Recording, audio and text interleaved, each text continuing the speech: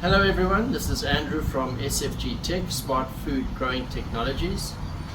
I'm going to do a demonstration on how to assemble the WickBox, but as a start let's show you an already assembled WickBox with a tree in it and some vegetables.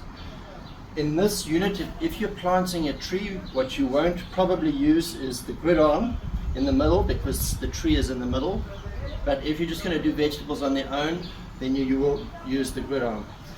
So just looking at some of the components over here, there are 8 side panels for the box. There is a middle connector, there are 4 corner connectors, and this side panel has got on the top of it combing. The combing gives stability to the box, especially if you're not going to use the grid arms. The top sits on top of the reservoir. In place, it's held by pins, which you will see now. The reservoir itself has got a water level gauge. The water level gauge has got a float in it, so you can see the water level. And there's an end cap over here, which you can see you can open up and you can decant the water if you need to. You also have the option of caster wheels. 2 of the caster wheels have clips to clip the unit in place so it doesn't move. There are 5 caster wheels in total, so there's 1 in the middle and then 1 in each corner. The other 3 do not have the clips to lock it in place. So let's move across and let me show you how to assemble the box from scratch. Yep. When you buy your box, it will come packaged in a cardboard box like this. I've opened the box up already.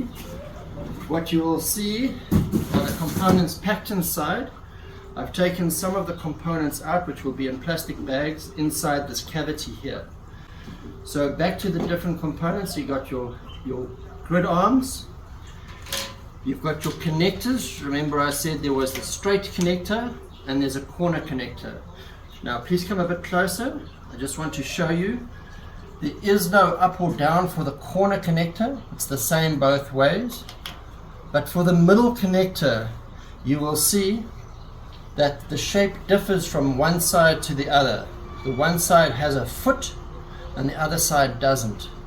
Now the foot is going to be sitting in that cavity shown there. So where you see the thick part, the foot, that will be the base, it'll be at the bottom. Okay, that's important to remember. Here are your rods, your stabilizing rods. I'll show you exactly where they fit in, but they're going to end up going through these holes over here on the box. Remember I said that the caster wheels were optional. The caster wheels come with feet because the feet provide additional support. And if you look at the back of these feet, you will see some have an arrow and one does not. So the ones with an arrow, there will be 4 with an arrow. Those are for the corners, and that arrow is going to face out. So when you're putting this unit into the base of the box, which I'll show you just now, the arrow is facing outwards. We've got a filler pipe. The filler pipe is going to be sitting inside one of the wicking trays. When you've got your growing medium over here, it enables you to place the water directly through the pipe, which will go directly into the reservoir. I mentioned the combing. The combing structure consists of 2 basic components. The one is the corner component and then the other one is the straight component, and it's via a dovetail that they connect together. Again, we'll take a closer look at that in a moment. There is an assembly instruction manual which will take you through this entire process that I'm showing you now, but at the back of this pamphlet there's some important information about the different types of vegetables and the number of seeds per square. Remember, we follow the square foot gardening method of growing, so that back page is actually quite important and we recommend that you keep it. Inside the box you've got your wicking trays. There will be 4 in total. You will see that they've got notches on 2 sides. There's one specific way these will fit into the box, and I'll show that to you in a second. The relevance of these is that it basically stops all of your growing medium from growing into the water which is in the reservoir. Only where the cups are will the growing media touch the water and allow wicking to take place. And then you've got your 8 side panels. You can clearly see the side that will go inside and the side that will go outside. So the way that you do this is that if you do have the caster wheels, you will put those on first. Then you will, once the caster wheels are on, because obviously you have to turn the box over to put the caster wheels on. Once the caster wheels are on, you turn the box over so it's standing on the wheels, and then you place your wicking trays inside. But let me show you first how and where to put the caster wheels in case you do have caster wheels. So I'm very quickly just going to turn the box over. If you come a bit closer, you can see the corners are slightly different to the center. That's why on the feet that I showed you, where you have the arrow, you'll place that inside the unit with the arrow facing outwards. The center part, this one's got an arrow. The center unit does not have an arrow, and it'll go straight in there. You see your water level gauge here. I mentioned earlier that 2 of the wheels have clips and the rest don't. You put the wheels with the clips on the side with the water level gauge. Right, let's pause there. Okay, so we're going to start off by putting the wicking trays in. Remember I said that 2 sides have got a notch. The unit will fit one way, not the other way. You can see, if you come closer, you can see how it's fitting in here and here. If I put it the other way, you will see that it's not fitting, it's got a gap. So there's only one way that it'll fit. Just reorientate it and put it in from top to down. There it's sitting, ready to go. Okay, so let's do that with all the units.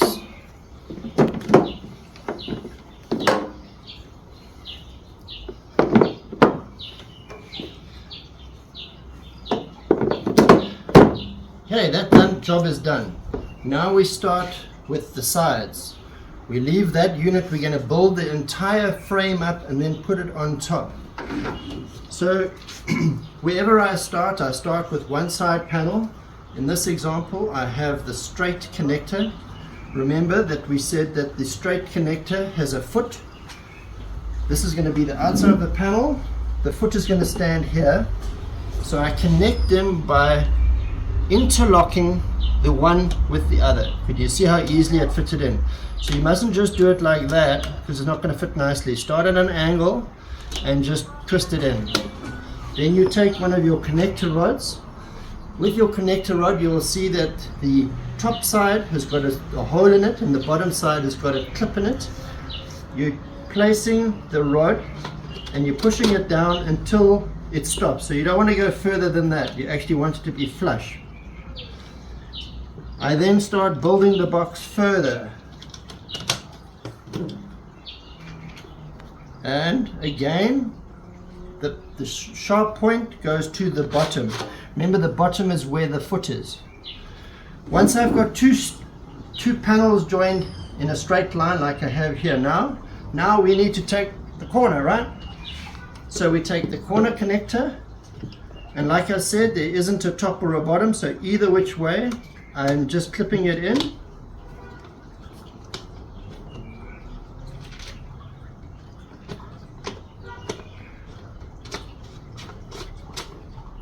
And I carry on building.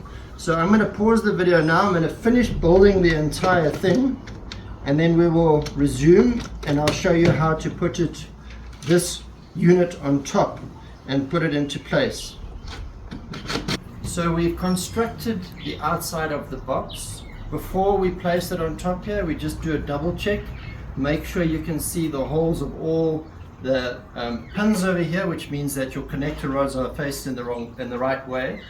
If you see something like that, for example, it's the wrong way. Take it and put it in the correct orientation.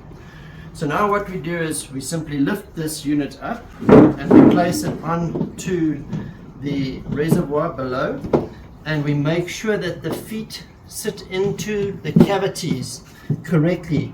So if you zoom in over here, you can just check that everything is correct. So that, for example, will not be correct. You can see it sitting nice and flush. There we go. Sorry, I just caused a bit of grief. Now what you do is you simply push the pen in. You can hear it click. It's basically a finger. You don't need any other tools than your body. I do the center pieces first because I can confirm that the foot is in the right place. And once I have that done, I will then proceed to do the corners. Okay, it's a very quick and easy process. You will see that there still is a bit of play in the sides, and that is why we have the combing. So for the combing, you start with the corners. You will see that it is shaped to fit perfectly. So we put the combing on the corners over here. For all the sides to start with.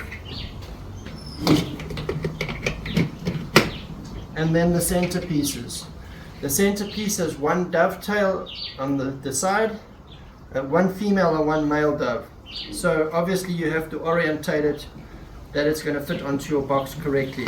It takes a bit of a wiggle and a jiggle, but pretty straightforward and easy to do. And this will keep your box nice and rigid.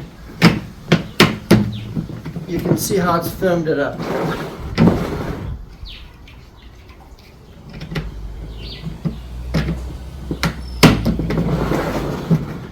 These components are made from polypropylene, which have been UV treated, so they are rigid and they will last for many years, even in the sunshine. So now my box is almost ready to go.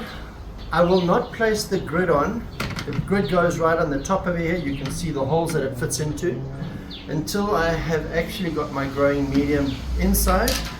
When I put my growing medium in, I look for my water level gauge, and I will place the filler pipe in one of the holes inside the box so that it's on the same side as the filler pipe. If you just move the camera around this way, I'm going to move the box onto the ground now.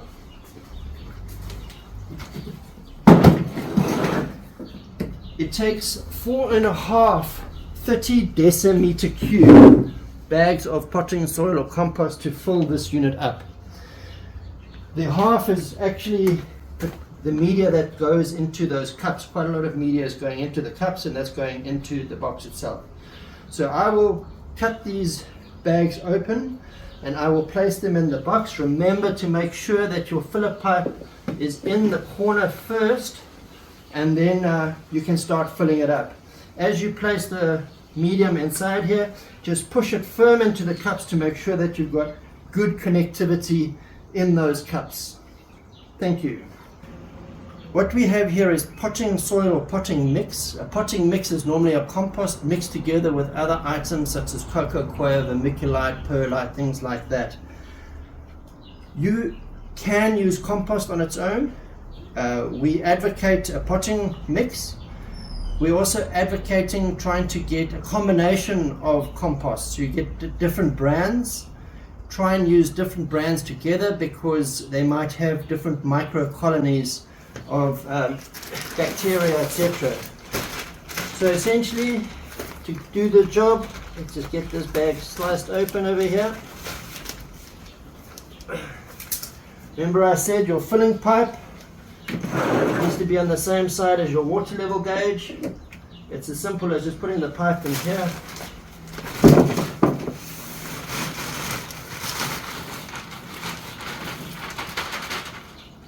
Place your grow meter in. Can this angle over here, please? Sorry. Pack the soil in nicely to keep your filler pipe in place, and make sure that you push the growing medium into the cups so that there's good connectivity.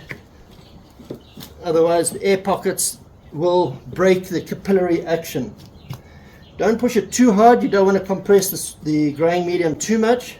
But in the areas where the cups are, do make sure that you are getting a nice tight fit. So now we'll just continue with the other bags.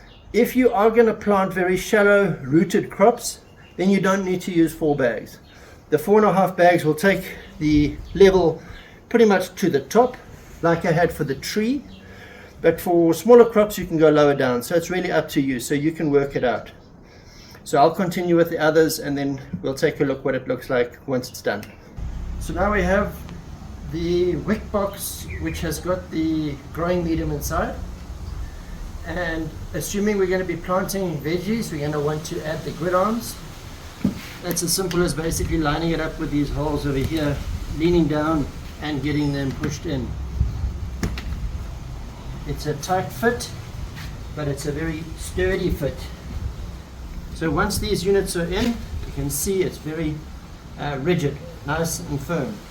The relevance of these grids over here is this is 1 square foot. A foot is about 30.48 centimeters by 30.48 centimeters, so it's square. And we use this to follow the square foot gardening method of planting. I mentioned earlier that at the back of our pamphlet, we show you the square foot gardening, how many seeds get planted per square foot for the different crops. So for example, a tomato plant has 1 plant per square foot. So I'd normally plant the tomato plant here, and then I would plant other plants next to it. In choosing the plants that go next to it, you need to consider if the plants are companion or competitor plants. So on our app, we advise if you do plant whatever plant, let's say a tomato, what would be a good companion crop to plant with it. Companions provide better yields. Competitors fight for the same resources, and you end up with worse yields. So you want to follow the companion planting. One question might be related to, at what stage do you fill your reservoir up with water? I actually like to put water in the reservoir before I put my growing medium in, so that as I put the growing medium in, it's already starting to wick. However, no harm done if you add the water now. All you do is you take your hose pipe, you'll see your hose pipe will fit into this part over here. You fill it up, you'll see your water level going up, and you top water as well to make sure that the entire media is hydrated, it's got water. And then you can start planting. Best time to plant, don't plant in the middle of the day when it's scorching hot. Do it early morning, late afternoon when it's cooler. The plants are not going to get as hammered as much. So on that note, we have our box planted, ready to go. So let's get growing. Right, on a closing note, your cardboard box. Please remember, you can see the recycle sign. This box can be recycled. If you compost, add the box to the compost. Just tear it up into small pieces and add it as compost. But let's reuse where we can and recycle where we can.